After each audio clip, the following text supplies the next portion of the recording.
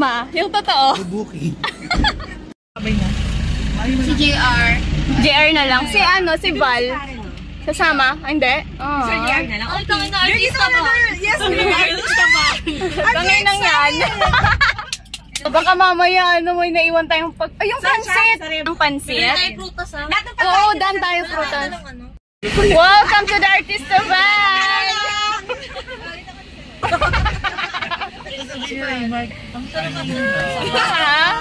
Sorry ah. Raymar, mababait kami, hindi kami ano, hindi kami nangangain ng tao. Yung po na TV! At bibigyan ka na! Motor! utang ka, walang bayad. Very mamasang. Niro-roast si ano, sushi ngayon. Naka big bike. Sa'yo ba kay sushi pa pangalan? Gusto mo ba umutang na hindi na binabayaran? Wala ka na ibang gagawin. Wala ka Higa ka lang, itigil ka yung mata. Uunat ang iyong mga paa. Pagtapos nyo, may 5K ka. Ang wala mong kapag. Uy, Raymar, joke lang ah. Baka mamaya. Kaya kasuntukin mo ako ah. Walang ilong na. Para makilala mo din kami. Huli din daw yan si Raymar. Sabi ni Alvin. Kawawa dyan si Kuya Norien. Binubuli mo nga to si Kuya Norien. Si Kuya Norien yung baby niya, di ba? Kamag-anak yun nila Kapitana. Ano kasi talaga. Magkano dyan sa med? Duman lang kami para bumili ng prutas. Tapos, palamig. Wala sa?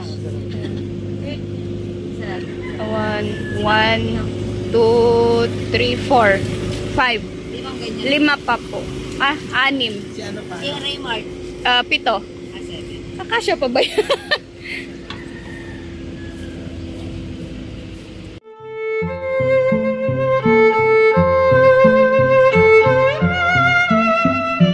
Iba artista. Dami paparazzi. Yung ano! Oh my God! Oh my God!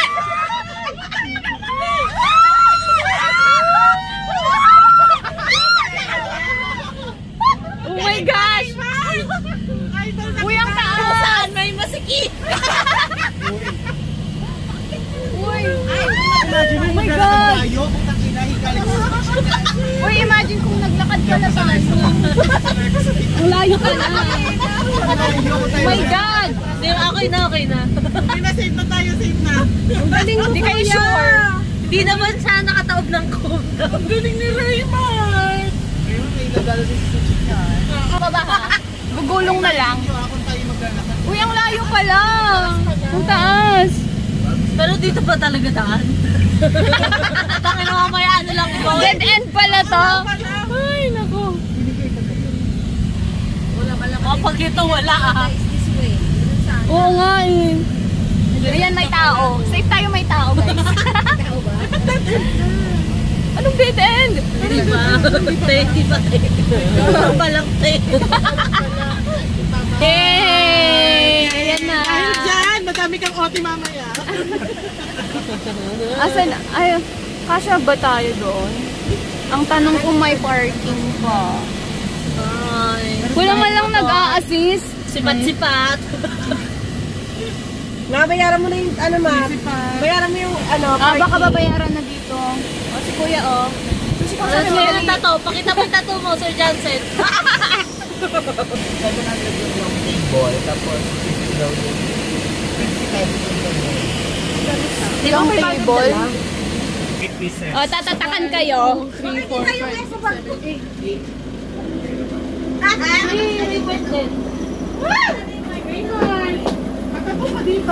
Kuya, walang piso wifi here. Oy! Taray, very good.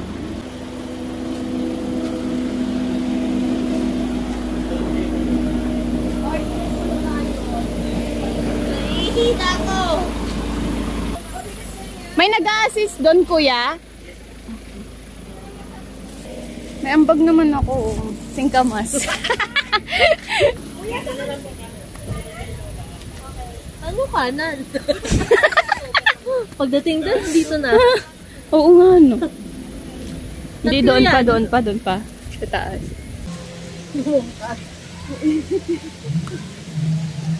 Si Sushi, oh, kawawa naman ang Barbie.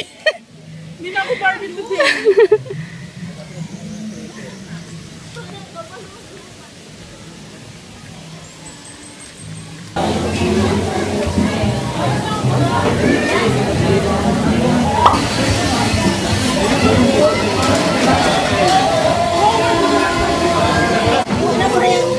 Basta solo? Open door na lang. Pwede na siya. Pero tulog. Dito na lang. Pwedeng ilabas yung table.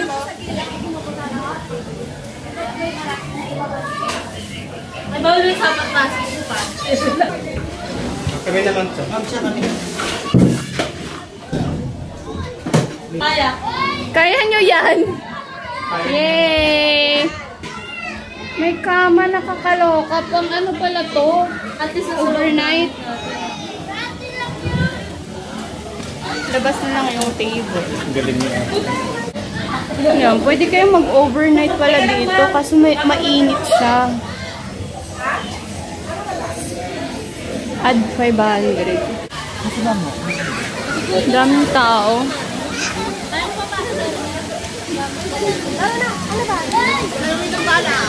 Ito yung mga rooms na pwede nyong rentahan overnight. So itong sa amin hanggang 5 PM lang daw. Sushi!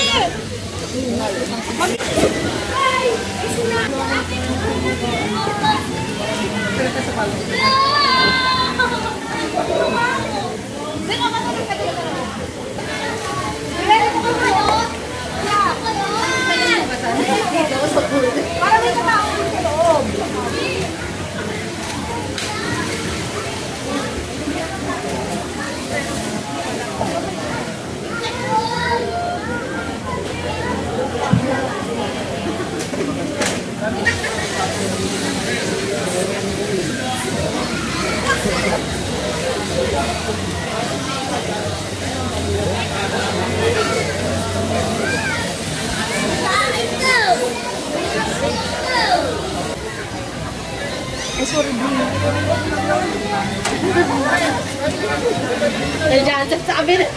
Sabi na.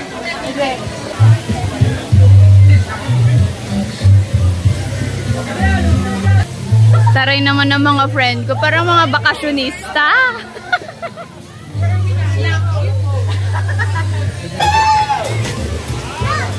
Ang tagal naman tumalon. Ang dami pang M. Ano kaya yun? Ano doon? Fish pond. Ang lalaking isda. Ha? Yatay?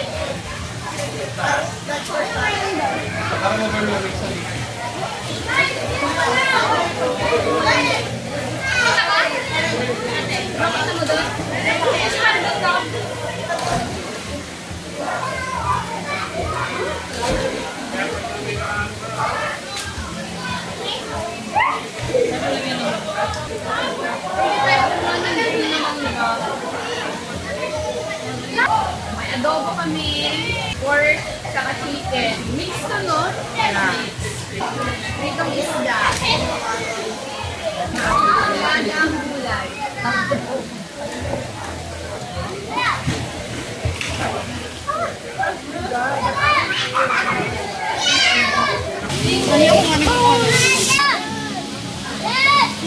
Kanyang pagkain mo, magkakamay talaga ako. Sige lang, ma. Kasi na. Huwag na, hindi ka na tayo. Kaya mo yun. Isot na yung suka. Patong mo na lang dyan. O, lipat na lang kami dun, guys. Lipat kami dun sa kubo na yon.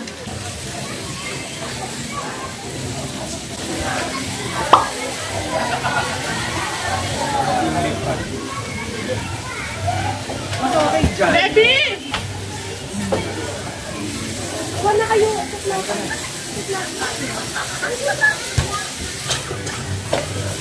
Ay, ma'am, dali ata? Alay? Hindi, okay na ata. Sige po, unang plano. Lumot kamay.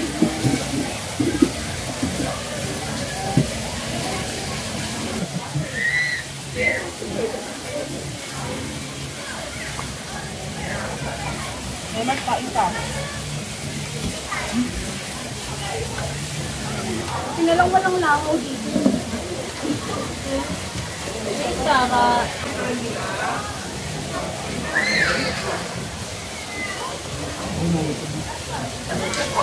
Hoy, na-side kita ng kasopi, na-side kita.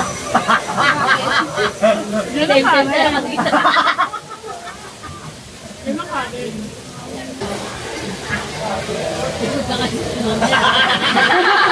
Actually, yung pinupoint out.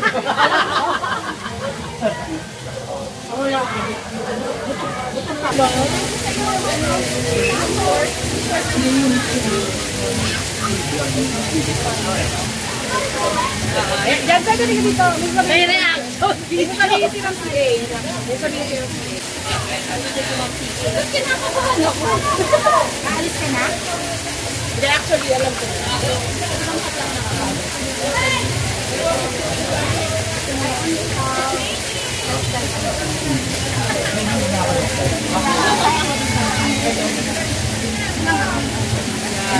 Sige, ibang offer.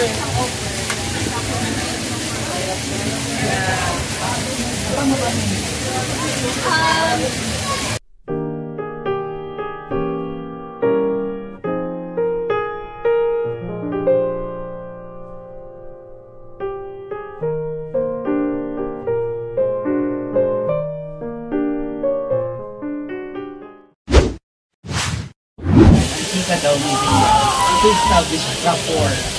Madaling araw. Kasi, Okay? Hey, wait! Kasi yan lang sila. Sa receiving area lang sila. Receiving area lang sila. unless yung pinaka-head yung establish nila yun. Okay lang, As the day winds down, let's take a moment to soak in the heart of Hidden Paradise. Its stunning pool areas. Nestled high in the mountains, surrounded by nature's masterpiece, this is more than just a place to swim. It's a sanctuary of peace and relaxation. Supposed to be kung konti lang yung tao. Better yet, kapag ikaw lang dito, hindi lang basta swimming dito, fresh, malinis at dumadaloy mismo sa kabundukan ang tubig. Kumaga natural spring water besh. Walang halong chlorine kasi yung tubig sa pool nila is flowing. Kaya sobrang lamig at nakaka-fresh. Hindi ako naligo pero yung mga kasama ko naligo. So that's how they described the water. It's pure, cool, and invigorating. No artificial filters, just nature's touch. So siguro kung mag-isa mo dito as you take a dip, you'll hear nothing but the soft chirping of birds, the rustling of leaves, and the whisper of the fresh mountain breeze against your skin. So this is the kind of escape that makes you forget the noise of everyday life. No rush, no stress, just you, the water, and the endless embrace of nature. So if there's a place that defines tranquility, probably this is it. Sobrang dami lang kasi ng tao ngayon kasi nga holiday.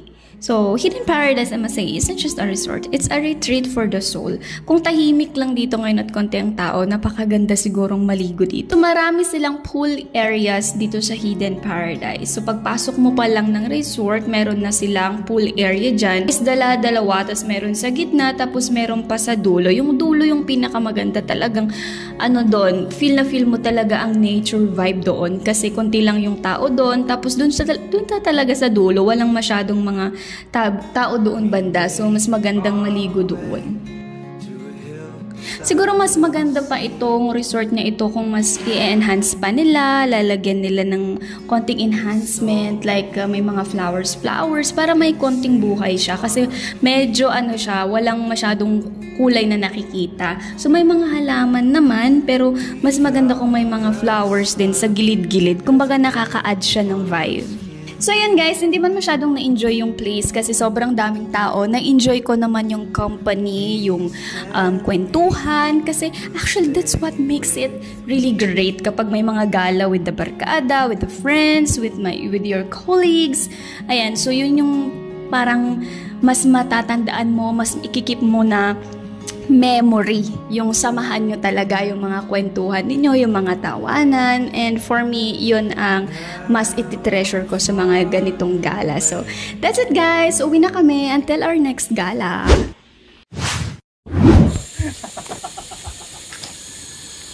Ayan, Hidden Paradise, yun yung entrance.